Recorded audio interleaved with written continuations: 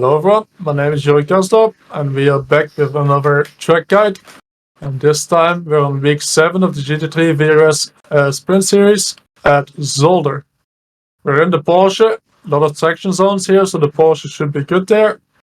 And should be quite tricky this track, it's quite technical and you need to have good rotation in a couple corners to get away with the nice traction of this car. How does it look like? Let's have a look on the onboard video. Right, so here we are, last sector, it's Zolder in the Porsche. It's a really tricky technical track. Corners come at you pretty fast, so it'll be hard to keep up while talking on the lap as well.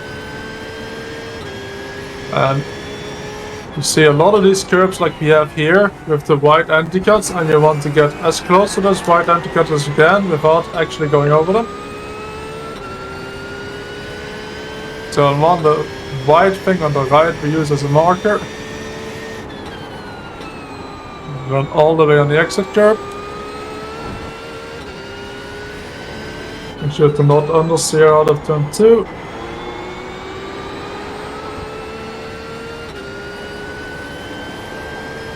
Turn 3 we want to make sure we get a good exit out of it.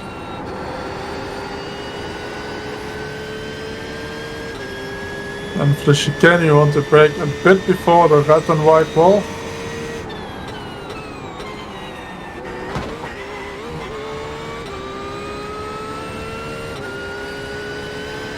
Again in the chicane here, close to the anti-cuts everywhere.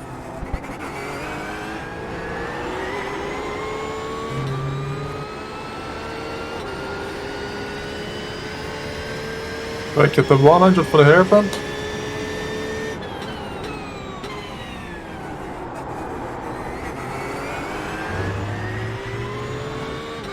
And then last corner we want to brake just before the bridge.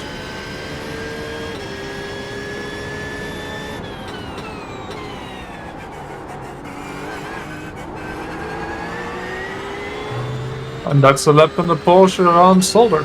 Let's have a closer look from the outside cam. Right, so here we are, start of the lap, and there's this big white thing on the right side on top of the wall that I use as a marker. That just before that I start to brake, but for me, from the inside cam, it looks like right when I get here, I start to brake. So there's this big white thing on the right side I use to brake. You want to be as close to the wall obviously as you can. Slowly get to the inside, clip the inside curb normally. I miss the apex a bit here. You can clip the inside curb and maybe gain half a tenth compared to what I did. You can run all the way on the outside curb here. Won't be an off track.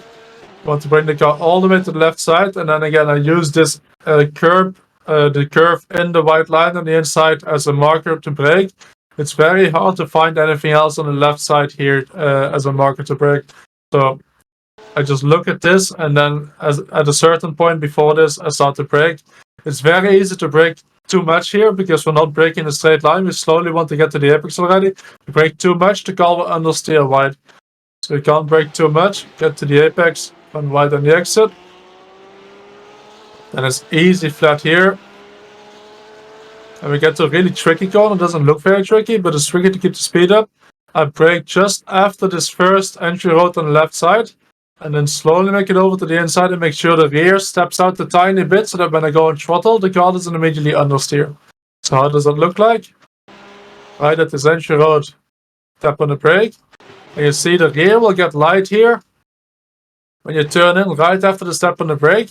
And then I want to use that with the rear being light to go on throttle. And then if I do this correctly, I'm on throttle from here and the car doesn't understeer into the gravel trap. That's the way to take this corner here. And we got, again, tricky braking zone here because very tricky to find the point where exactly to brake. And the brake point is a bit after the 100, but quite a lot before the red and white bit on the wall on the right side. So where is that exactly? Around here. I haven't found exactly a marker that's consistent. You can try to use this white marker on the road here, but I found because it kind of repeats after each other, it's quite hard to spot which one exactly to take. So for me, I just depend on feeling exactly where to do it. You could take this marker here on the road. Then you want to brake. Keep the car to the right side, and we want to not cut the first curb too much here.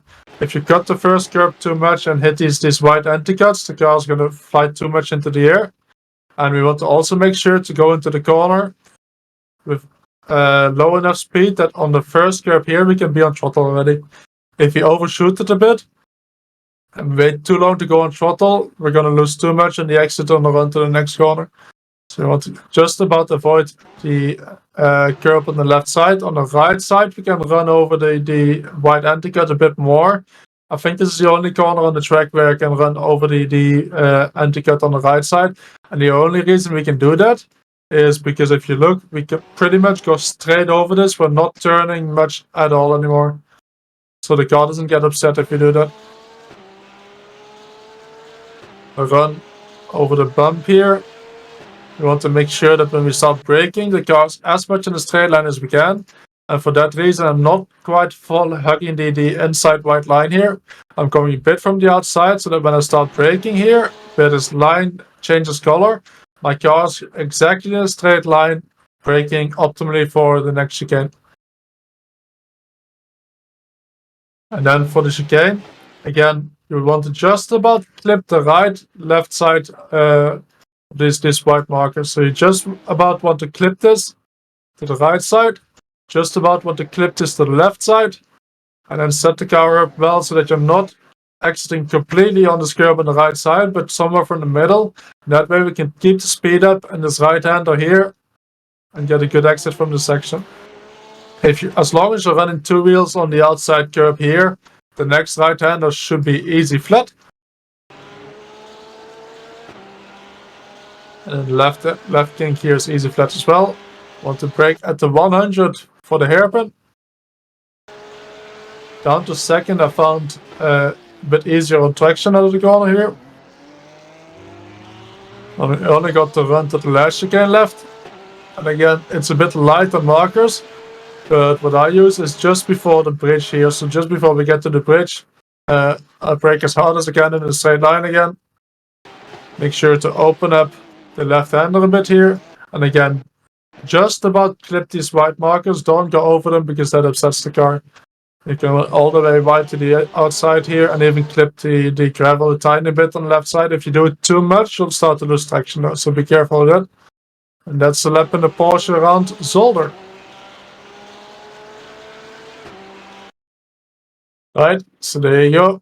Track guide done on another track.